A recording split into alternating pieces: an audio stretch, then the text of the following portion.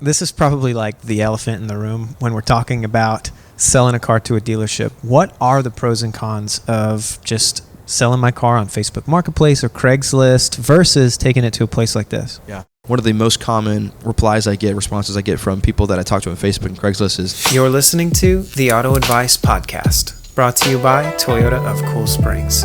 Welcome to a very special episode. We are here on the roof at the Toyota Cool Springs location here in Franklin, Tennessee. I've got a special guest with us today. He's actually leaving us very, very soon, which makes us really sad. But we are excited for where you're headed. This is Gage, a good friend of mine, and he also happens to be the car acquisition manager here at the dealership, which just basically means he's buying all y'all's vehicles because we are always looking for more vehicles in good shape for our inventory here. And so he's got some expertise to share with us today.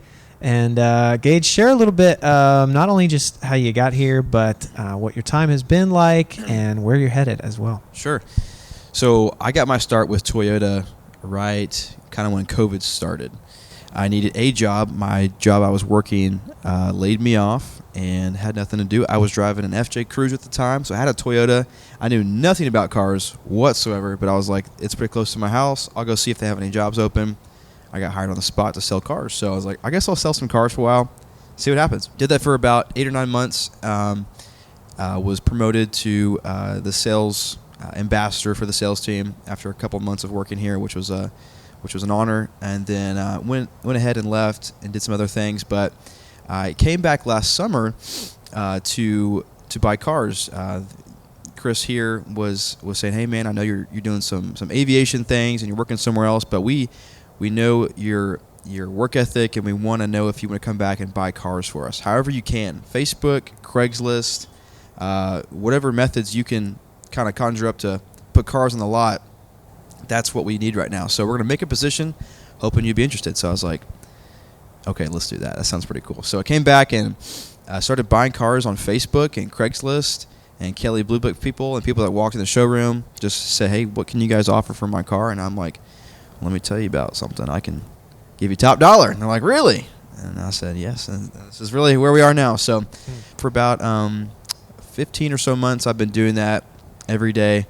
And it's been really good. I just actually tallied up my cars I bought since then. And it was just over 340 cars for about 15 months or so. So it's been very good. It's been a great job and been flexible. And it's allowed me to get my private pilot's license. So I'm about to head to Arizona. Tomorrow's my last day here at Toyota of Cool Springs. And about to get all my ratings to become a professional pilot. So there's a little bit about me. Man, I love it. And we are sad to see you go, but excited for everything that's ahead of you. And I'm glad that we could get you in on one last episode here. So we're going to hit some questions that we've gotten from some customers, from anybody who's submitted some questions. Thank you for sending those in. And so the first one here, when does it make sense to sell my car outright versus trade it in?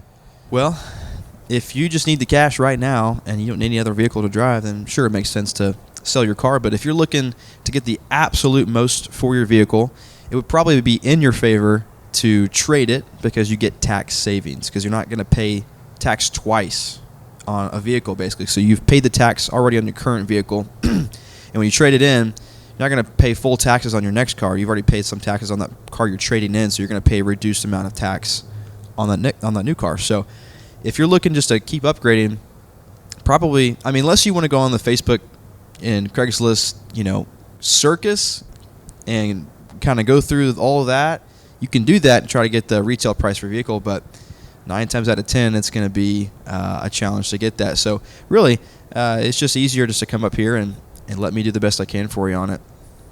That makes sense. I love it.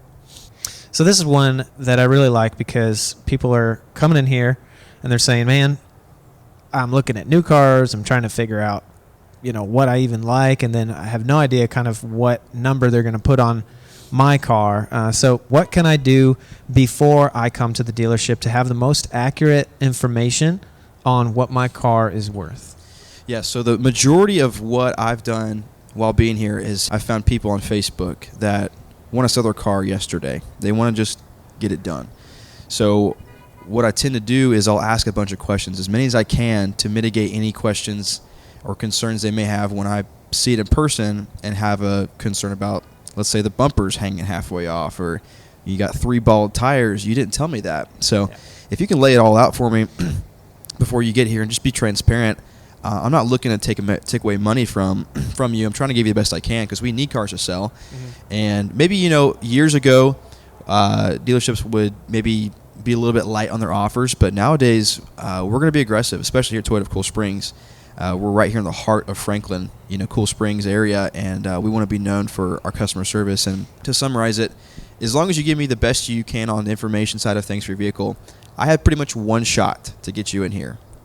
So there's not really going to be any back and forth on, well, I can probably do, $100 more here, $500 here. Let's just get right to it. What's the best price? Yeah. Promise me it's in good condition. Sure. I'll give you the money. Okay, this next question, there's some vehicles that we're just always looking for. What would you say are some of those vehicles that you're probably just going to snatch up? Oh, man.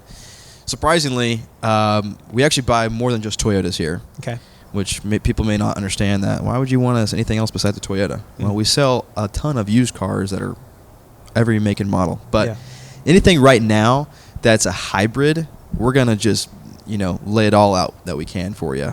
They're just going so fast right now. We can't keep them on the lot. And on the new side of things, I think about 99% of everything that's coming in that's hybrid is pre-sold months before it's even been built. Wow. So anything hybrid, anything Toyota, I would say Highlander hybrids, RAV4 hybrids. Wow. We're going to give you the absolute most money for those right now. Anything Toyota, though, of course, we're going to be aggressive on. But even stuff like Hondas and Lexus or stuff like that that's got a reputation for being reliable, we're going to do the best we can for it on that one. Yeah, that's great. What are some of the vehicles that depreciate the fastest versus hold on to their value the longest? It may be something that people don't want to hear, but anything that's really super fancy that comes across the pond, the ocean, towards Europe, usually drops like a rock in the water in value. That's probably not the case over there where they're being built, but for whatever reason, BMW, Mercedes, Land Rover, Jaguar, anything like that, I would say loses, maybe a fourth of their value in probably the first year. So that's probably what I'd say. But the vehicles that retain the value the best, the ones that I continue to see their values of being used vehicle even after they've had it for a year or so, being close to what they paid for it. Anything Toyota, of course, for the most part, especially like the trucks, the SUVs, 4Runners especially, Tacomas, Tundras, Land Cruisers are starting to come back and into the marketplace eventually soon. But stuff like that really is going to do well for you. Hondas do great. Supras do pretty good. That's probably what I'd say. Yeah, that's great. So let's say I had my car appraised, and maybe it was like 6 months ago. How do I know what my car is still worth? Well, I wish I could give you the money that the car was worth 6 months ago, but everybody home, that's just not the case anymore. We go by the books, which means J.D. Power, Kelley Blue Book, the current Manheim auction numbers they put on cars across the nation. So it's kind of like a standard that pretty much every dealership goes by. And so we can't be super far away from what they're currently saying the car is worth. Otherwise, when we resell it, we may not make any money on it, or we may, there might be issues for both parties, really. So 6 months ago, your car may be worth, let's say $30,000, but the way the market's getting back to now, it's getting closer to the way it was before COVID. So that's tough on both sides because it makes my job hard because I want to offer an aggressive price, but people are typically thinking, well, that's not close to what I want for it. Like, 6 months ago, I was getting all the money for it. I'm like, dude, you don't understand that on the inside of things here, we just can't do what we were doing 6 months ago or even, 4 or 5 months ago. So I promise we'll do the best we can because we need cars still. Yeah. But the big reason for that is that a lot of inventory is finally coming in from the factories across, in Japan and all the factories that were making cars had such a supply chain issue. It's getting better, but there's still, holes to be filled with pre-owned vehicles. So it's just tricky still. This is probably like the elephant in the room when we're talking about selling a car to a dealership. What are the pros and cons of just selling my car on Facebook Marketplace or Craigslist versus taking it to a place like this? Yeah. One of the most common responses I get from people that I talk to on Facebook and Craigslist is, "You're a real person." I'm just so happy to talk to a real person. We get past all this circus stuff of people, "Is this available?" And they disappear. Yeah.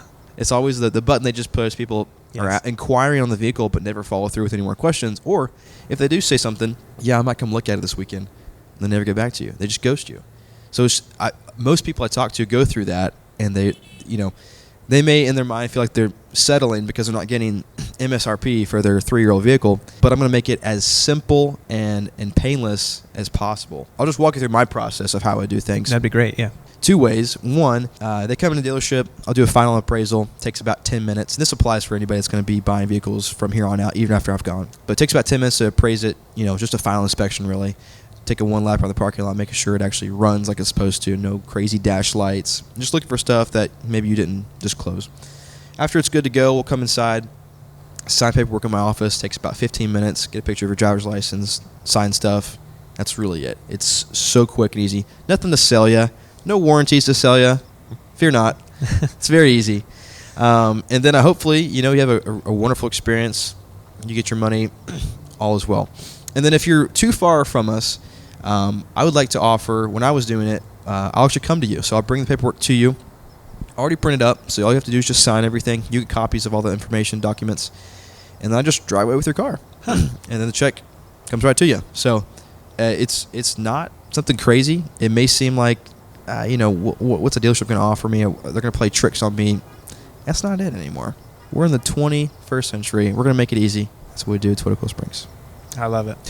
Well, y'all, thanks again for your questions. Gage, thanks for hanging out with us and giving us some good insight into selling your car probably the easiest possible way that there is. And if you guys are looking for a way to get rid of your vehicle, and maybe you want to get into something new, or maybe you just want some quick money in your pocket, top dollar for your vehicle, please stop by. Let us just take a look at it. We'll give you an appraisal. And if there's somebody that is trying to sell their car, text this episode of the podcast to them. We're just trying to help people out, help people navigate the car industry. So thanks for joining us on another episode. And Gage, best of luck, my friend, on all your aviation adventures. And it's been great working with you. You too.